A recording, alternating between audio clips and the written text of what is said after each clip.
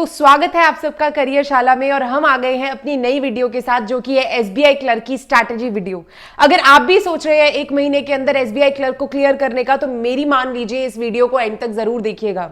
ये वीडियो बहुत इंपॉर्टेंट होने वाली है और इसके अंदर हम कवर करेंगे कि हमको क्या क्या स्ट्रैटेजीज फॉलो करनी चाहिए, क्या क्या टॉपिक्स करने चाहिए और कैसे पेपर क्लियर किया जाए जो कि प्री का paper within a month आ जाएगा आपके पास।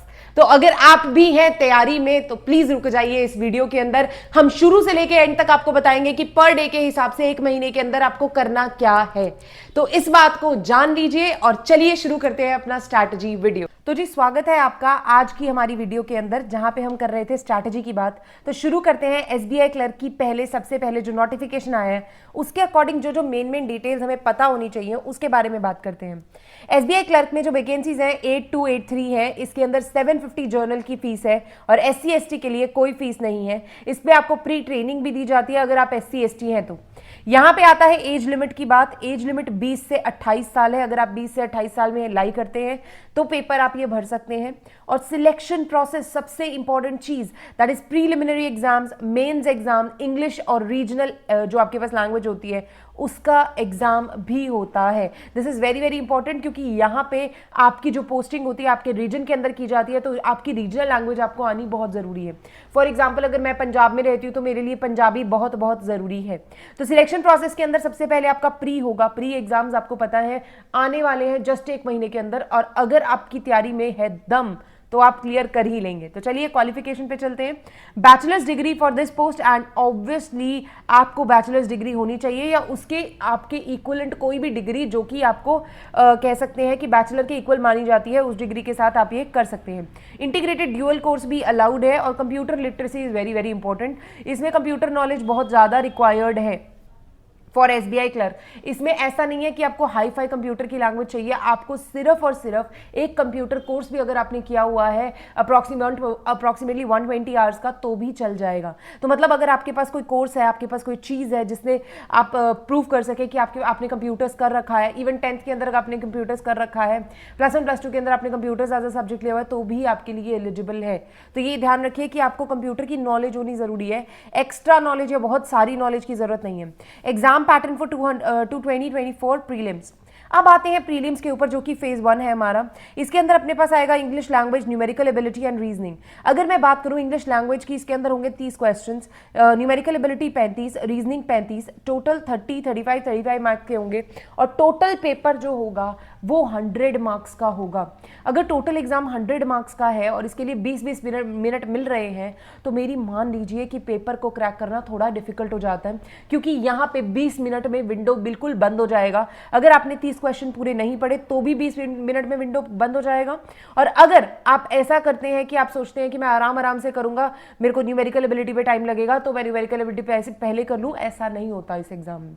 इसमें आपको आता ही ऐसे है कि पहले इंग्लिश की विंडो खुलेगी, आपको इंग्लिश सॉल्व करनी है और पूरे 20 मिनट तक खुली रहेगी, आपका हो या ना हो पेपर। तो उसके बाद आपके पास न्यूमेरिकल एबिलिटी आ जाएगी, वो भी 20 मिनट तक विंडो खुली रहेगी, आपके 35 क्वेश्चंस हो या ना हो डजंट मैटर।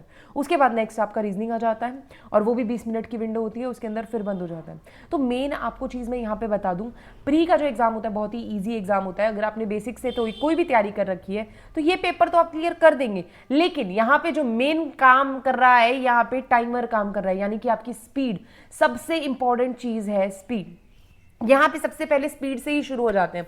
हमने क्या करना है, हमने अब पेपर के लिए जैसे हम तैयारी कर रहे हैं तो हमारे एवरी डे के कम से कम हमारे पास जो टाइमर्स हैं यानी के साथ यहाँ पे प्रैक्टिस शुरू करनी है। और टाइमर के साथ प्रैक्टिस करने का मतलब है आप स्क्रीन के ऊपर अगर इंग्लिश लैंग्वेज डेली सॉल्व कर रहे हैं कम से कम 2 से 3 सेट सॉल्व कीजिए डेली और इनको टाइमर के साथ कीजिए कि आपने टाइमर लगा दिया और 20 मिनट में अंदर you are going to leave.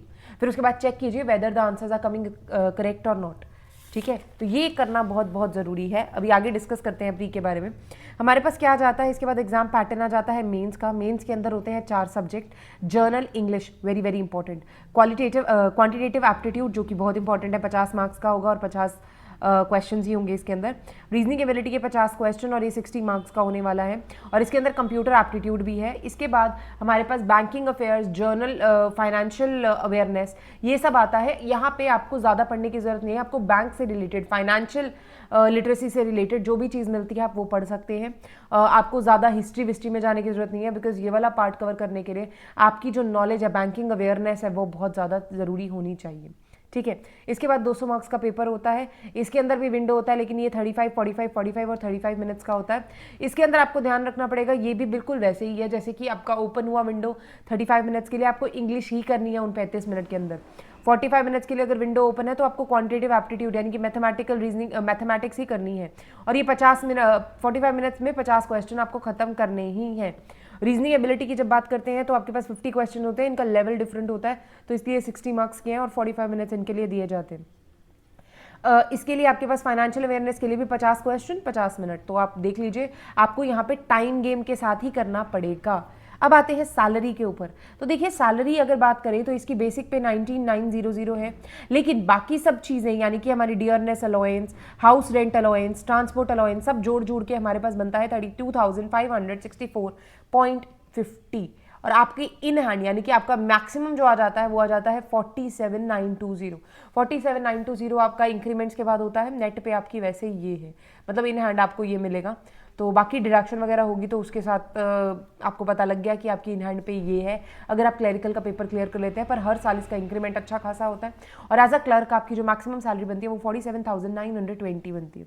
तो अब आ जाते हैं मेन चीज़ के ऊपर, यानी कि हमारी बुक्स और हमारी स्ट्रैटेजी प्रिपेयर करने के लिए करें क्या। अगर किताब लेनी है तो कौन सी किताब लें, तो अब ये महीना ही है आपके पास जहाँ पे आप तैयारी अच्छे कर सकते हैं।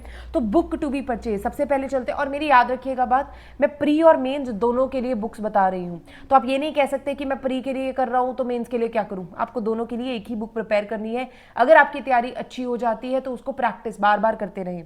सबसे पहले चलते हैं ultimate guide for SBI pre and mains. यहाँ पे दिशा पब्लिकेशंस की आ जाती है बुक, वो बहुत अच्छी है, वो प्री और मेन दोनों को कवर करती है। Quantitative aptitude for competitive exam की अगर बात करें, ये पिनाकल की एक बुक है, बहुत अच्छी है। यहाँ पे आपका सारा क्वांटिटेटिव एप्टीट्यूड क्लियर हो जाएगा। उसके बाद अड्डा 24/7 रीजनिंग एप्टीट्यूड एंड इंग्लिश, यहाँ पे आपके पास अड्डा 24/7 की तीनों बुक्स अवेलेबल है, रीजनिंग की भी है, एप्टीट्यूड की भी है और इंग्लिश की भी है। तो आप अगर लेना चाहें तो आप ये पूरा सेट भी खरीद सकते हैं। This is going to be very very beneficial for you. पर महीना एक ही है, तो पढ़ने के लिए आपको जो टाइम देना पड़ेगा वो बहुत तकड़ा होगा। English language for banking exams, अगर मैं बात करूँ इंग्लिश लैंग्वेज टॉपिक वाइज आपको पढ़नी पड़ेगी। मेरी मान लीजिए कि अगर आप इंग्लिश लैंग्वेज की बात कर रहे हैं तो महीना में आपको प्रिपेयर करने के लिए सबसे पहले शुरू करनी चाहिए रीडिंग। और रीडिंग किन चीज़ों की, मैं कोई फालतू बुक्स की नहीं कहूँगी, लेकिन आपको करनी है एडिटोरियल पेजेस की रीडिंग, जो कि है आपके पास फाइनेंस, इकोनॉमी, बैंकिंग और लिटरेचर से रिलेटेड एडिटोरियल पेजेस, यानी कि द हिंदू, फाइनेंशियल एक्सप्रेस, या हमारे पास आ जाता है नेशनल इंटरनेशनल न्यूज़पेपर्स, कोई भी अगर आपके पास है तो आप उनको पढ़ सकते हैं। ये बहुत बहुत इंपॉर्टेंट है आपके लिए, और ये आपकी बहुत सारी चीज़ों को ईज डाउन कर देगा और आप आराम से तैयारी कर सकेंगे। तो मेरी मानिए, इंग्लिश लैंग्वेज के लिए रट्टा मारना, इडियम्स का रट्टा मारना, ये मारना वो मारना बंद कर दीजिए। आपने सिर्फ और सिर्फ एक काम करना है, रीडिंग शुरू करनी है और स्पीकिंग शुरू करनी है। स्पीकिंग खुद कोशिश कीजिए करने की। आपने बहुत बार देखा होगा कि लोग इंग्लिश जो है बहुत अच्छे से बोल लेते हैं, वो इसलिए बोल लेते हैं क्योंकि उनको उस चीज़ की प्रैक्टिस हो चुकी है। Only practice makes you perfect. आप किसी भी तरह का कोई भी टॉपिक वाइज कवर करके उतने अच्छे मार्क्स इंग्लिश में नहीं ला सकते। अगर आप रेगुलरिटी से प्रैक्टिस शुरू करेंगे स्पीकिंग और रीडिंग दोनों की, आई प्रॉमिस यू एक महीने के अंदर भी बहुत इंप्रूवमेंट आ जाएगा। और जितने क्वेश्चन आते हैं, क्लोज टेस्ट आते हैं, ये सब आप अच्छे से क्लियर कर लेंगे। तो मेरी मानिए, इंग्लिश के लिए ज़्यादा से ज़्यादा चीज़ आपको करनी क्या है, आपको सिर्फ और सिर्फ एक काम करना है। क्या यही काम करना है कि आपने रीडिंग और स्पीकिंग शुरू करनी है। अगर आपको मदद की ज़रूरत पड़ेगी भी तो एक दो बुक्स मैंने स्क्रीन पे मेंशन कर दी, आप वहाँ से कर सकते हैं। पर एक महीने के अंदर मेरे हिसाब से तो रीडिंग और स्पीकिंग, और उसके साथ आप क्या करें, आप क्वेश्चन सॉल्व करते जाएं। क्वेश्चन सॉल्व करने के लिए जो ऐप्स हैं उनकी हम नेक्स्ट पेज पे बात करेंगे। कंप्यूटर एप्टीट्यूड के लिए जब मैं बात करती हूँ, कंप्यूटर एप्टीट्यूड बिल्कुल आएगा। मैंने आपको बताया computer knowledge is very very important, तो ये आएगा दिशा पब्लिकेशन से। दिशा पब्लिकेशन की बुक है जो कि बहुत बहुत इंपॉर्टेंट है। ये पूरा कवर कर देगी आपका, और एक महीने में तो आराम से हो जाएगी। और ये वैसे भी मेंस का सिलेबस है, आप पढ़ के एक बार छोड़ सकते हैं जो आपका पार्ट है, बाकी बाकी आप प्री के बाद भी कर सकते हैं। बैंकिंग अवेयरनेस दिशा पब्लिकेशन की बहुत अच्छी है और एक अरिहंत की बहुत अच्छी है।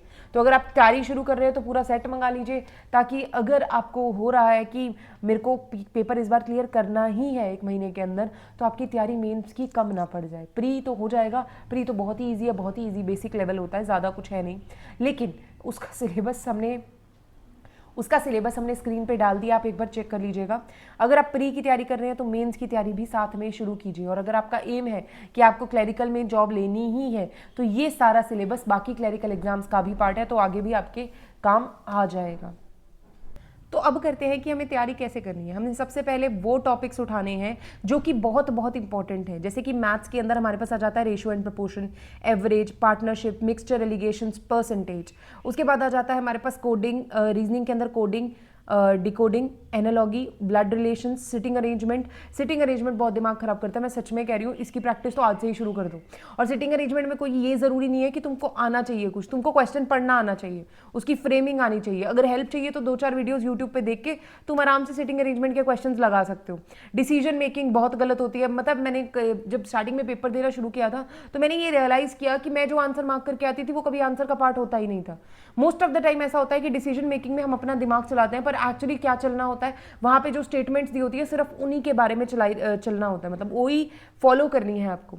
ठीक है, तो ये जो टॉपिक्स है ये वेरी वेरी इंपॉर्टेंट है। इसके बाद सेकंड सेट जो आप लगा सकते हैं, distance and time, bar and graph, line graphs, time and work and DI. मेरी मान लो लाइन ग्राफ और डीआई दोनों टाइम कंज्यूमिंग है, इसकी प्रैक्टिस भी अभी से ही शुरू करो। डेली कम से कम 2 डीआई लगाओ, 2 बार ग्राफ्स लगाओ, लाइन ग्राफ्स लगाओ, तो तुम्हें क्या होगा कि प्रैक्टिस हो जाएगी। वहां पे जाके ना टाइमिंग कम होने की वजह से इंसान कंफ्यूज हो जाता है। इसके बाद आता है ये direction, sense test, series, classification, number ranking and time sequence. तो ये टॉपिक वाइज मैंने थोड़ा डिवाइड कर दिया कि सबसे पहले आपको क्या चीज करनी चाहिए रीजनिंग और मैथमेटिक्स के अंदर। तो सबसे पहले ये 5 टॉपिक कवर कर लीजिए, लेकिन मेरी मानिए पर डे आपने 2 टॉपिक कवर करने ही करने हैं, उनके साथ उनके सेट ऑफ क्वेश्चंस भी लगाने हैं। अब वो सेट ऑफ क्वेश्चंस कहां से आएंगे, तो मेरी बात ध्यान से सुनिए। जब आप सेट ऑफ क्वेश्चंस लगाने बैठते हैं तो आपके पास बहुत सारी एप्स होती हैं जिनसे आप सेट ऑफ क्वेश्चंस लगा सकते हैं। यहां मैं एग्जांपल दे देती हूं आपको, अड्डा 247 का, Oliveboard, Testbook, Gradeup, ये सब आपके पास होंगे और इनको मैंने स्क्रीन पे भी मेंशन कर दिया। ये सब आपके पास फ्री ऑफ कॉस्ट आपको सर्विस देते हैं और इसके अंदर बहुत सारी आपके टेस्ट मिल जाते हैं। आपको इंग्लिश के मिलेंगे, रीजनिंग के मिलेंगे, इवन आपके पास मैथ्स के टेस्ट होंगे। तो आपके पास ये लिखा भी होता है कि ये एसबीआई क्लर्क के लिए है, तो ये आपके पास हो जाएंगे। और इसके बाद लास्ट के जो 10 दिन है, मैं चाहूंगी कि आप ऑलिव बोर्ड के टेस्ट खरीद लीजिए। आपको टेस्ट का पैकेज मिलता है, 200-300 का होता है, ज्यादा महंगा नहीं होता। तो आप उनको अटेम्प्ट कर सकते हैं और वो टाइमर के साथ होते हैं। तो ये फायदा हो जाता है कि हमें पता लग जाता है कि हम स्टैंड कहाँ कर रहे हैं। इवन अड्डा 24/7 के आते हैं, ऑलिव बोर्ड के आते हैं, टेक्स्ट बुक के भी आते हैं। तो आपको जो पसंद है आप उसका खरीद लीजिए, कोई दिक्कत नहीं है। लेकिन इंग्लिश के लिए आपको 1.5 आवर देना जरूरी है। पहले तो आधा घंटा आप रीडिंग कीजिए, कोई भी न्यूज़पेपर पढ़ सकते हैं। नहीं पढ़ना है तो ऑनलाइन वीडियोस देख लीजिए, आपके पास बहुत सारे हैं जो आपको ऑनलाइन डेली रिव्यू देते हैं। मैं एक आधा चैनल मेंशन कर देती हूँ, तो आप वहां से कर सकते हैं। जैसे अड्डा 24/7 पे एडिटोरियल आता ही आता है, तो आप वो चेक कर सकते हैं। अब उसके बाद आ जाता है हमारे पास मैथ्स के लिए आपको 2 घंटे देने ही देने हैं। 1 घंटा एक टॉपिक आपने आराम से करना है, 1 घंटा आपको रिविजन करनी है, फिर उसके बाद 1 घंटा आपको टेस्ट भी देना है। आपने क्या करना है, आपने कोई टॉपिक उठाया, उसको करने के लिए आपने 1 घंटा रिविजन दी। रिविजन का मतलब ये नहीं होता कि आप सिर्फ पढ़ेंगे, आप उसके क्वेश्चन करके देखेंगे साथ में। पढ़ने में तो आपको 15 मिनट लगेंगे, लेकिन उनको क्वेश्चन में लाएंगे तब जाके क्वेश्चन होंगे। और 1 आवर का आपने टेस्ट जरूर देना है डेली। रीजनिंग की बात करते हैं, मैं कहूंगी कि पहले टेस्ट लेना शुरू करिए। आप ऑनलाइन ये जो मैं बोल रही हूँ अड्डा 24/7, ऑलिव बोर्ड, ये जो छोटे छोटे टेस्ट देते हैं उनको देना शुरू करिए। ऑलिव बोर्ड पे डेली का टेस्ट आता है, टेक्स्ट बुक के ऊपर, ग्रेड अप के ऊपर बहुत सारे टेस्ट क्वेश्चंस प्रेजेंट है। इनको देना शुरू करिए, करना शुरू करिए। फिर आपको रियलाइज होगा कि आपको रीजनिंग के लिए क्या करना चाहिए। और कुछ एक चीजें तो ऐसी हैं जिनको बीच में करने की भी जरूरत नहीं है, कंसेप्ट की भी जरूरत नहीं है। फिर भी आपको हेल्प चाहिए तो बुक मत खरीदिए। ये मैं रियलिटी बोल रही हूँ कि अगर आप रीजनिंग कर रहे हैं तो बुक मत खरीदिए। इवन मैं किसी के लिए भी बुक की रेफरेंस नहीं दूंगी, लेकिन कुछ लोगों को होता है कि बुक से ही पढ़ना है, तो मैंने वो बता दिए। आपको सिर्फ और सिर्फ ऑनलाइन कंसेप्ट पढ़ना है, क्वेश्चंस करने हैं, क्वेश्चंस जितने मैक्सिमम कर सकते हैं। हाँ, क्वेश्चंस के लिए आप बुक खरीद लें, that is a different thing. लेकिन कंसेप्ट पढ़ने के लिए मैंने तो छोटे फॉर्मूला दे रखे हैं, ये दे रखे हैं। बहुत सारे लोग आते हैं ऐसी बुक्स लेकर, कोई ज़रूरत नहीं है उनकी, क्योंकि इतना 1 महीने का तो टाइम है, आप पढ़ेंगे कितना? तो आपने वीडियो देखनी है, अपना कंसेप्ट क्लियर करना है, क्वेश्चन शुरू कर देने, जैसे जैसे क्वेश्चन करते जाएंगे, जितने ज़्यादा क्वेश्चन उतना ज़्यादा काम, ठीक है। एंड अपने पास क्या करना है, मॉक्स करने हैं। मॉक्स आपने 2 पर वीक करने हैं या 3 पर वीक, जो आपकी कैपेसिटी है, क्योंकि आप शुरू कर रहे हैं लास्ट में जाके, तो जब लास्ट वीक होगा पर डे आप शुरू कर सकते हैं, लेकिन अभी 2-3 शुरू करिए। मेंस के लिए 2 से 3 पर मंथ के आप मॉक्स दे सकते हैं। इस महीने ट्राई करिएगा, जो भी संडे आता है उस दिन मेंस का एक पेपर उठाकर बैठ जाइए, तो आपको आइडिया हो जाएगा कि आप स्टैंड क्या कर रहे हैं। जी मैं आपको क्यों कह रही हूँ कि आपने मॉक्स करने हैं, क्योंकि आपको आइडिया हो जाएगा कि आप सच में क्लियर कर पाएंगे कि नहीं। तो आपको ना थोड़ा अंदर से रियलाइजेशन हो जाता है और आप उतना ही पावर से काम करते हैं। तो mock test are very very important. Mock आपको बताएगा भी कि आपने करना कैसे है। अब इसके अंदर मेरी एक बात मान लीजिए कि आपने क्या करना है, आपने सिस्टम खोलना है, सिस्टम के ऊपर पेपर चलाना है और सिस्टम के ऊपर टाइमर लेके बैठना है, बिना फोन के, बिना किसी चीज़ के, और बिना उसको रोके आपने जैसा पेपर वहाँ पे होता है वैसा बिल्कुल इन्वायरमेंट बना के बैठना है, ताकि आपको पता लग जाए कि 60 मिनट में आपकी कैपेसिटी ऑफ डूइंग क्वेश्चंस कितनी है। कुछ लोग हैं बेवकूफ़ हैं, बीच में रोक देते हैं, फिर बातें लग जाते हैं, फिर वापस आ जाते हैं। वो सब मत करिएगा, फिर बाद में आप ही बोलेंगे कि पेपर क्लियर नहीं हुआ, मैम ने तो इतना बताया था। दूसरा, करंट अफेयर्स के लिए आप जा सकते हैं ऑनलाइन, ऑलिव बोर्ड परचम क्लासेस करके है, जो आपको बहुत अच्छी अच्छी नॉलेज दे सकते हैं। एक स्टडी IQ IAS करके है, जहाँ पे आपको एडिटोरियल का मिल सकता है। तो ये सब चीज़ें, ये सब डाटा मैंने अब आपको दे दिया। अब आपका करने का काम है, डेली के 2 topics reasoning, 2 topic maths, 2 topic English ज़रूरी हैं। आप इंग्लिश को टॉपिक वाइज नहीं उठा रहे हैं तो भी चलेगा, लेकिन ध्यान रखिए कि ये आपकी पेस ऑन करेगा सारी की सारी प्रॉब्लम्स को। और इसकी जो एप्स वगैरह हैं वो मैंने आपकी स्क्रीन पे मेंशन कर दिए हैं, सारी चीज़ें मेंशन्ड है, बट ये तैयारी तो आप ही को करनी पड़ेगी ना। So all the very best. Clerical में हमारे साथ जुड़ने के लिए धन्यवाद आपका।